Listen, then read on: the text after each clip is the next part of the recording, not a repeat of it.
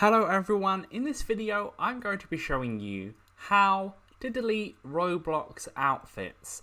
So I'm going to show you how to do this on your phone as well. It's going to be the same process on your computers as well.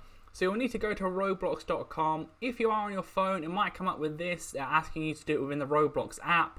You can't do this within the Roblox app, so you will need to click continue in browser when going on roblox.com on your web browser. So once you click continue in browser, you'll want to go ahead and click the three little lines at the top left hand corner.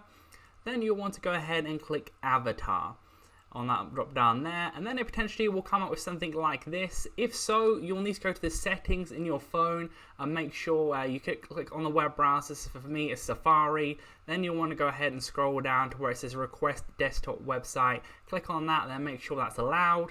Then you can go ahead and refresh it and then go back to the same place, and then you will see something that looks a bit like this where it has like the avatar editor.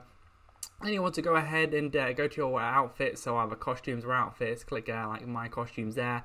Then you'll see them here, and then you'll see the cog underneath the person's name. So for instance it says Bob there and the cog next to it. Go ahead and click on that. Then you want to go ahead and click delete on that box there. Then go ahead and click delete costume, delete.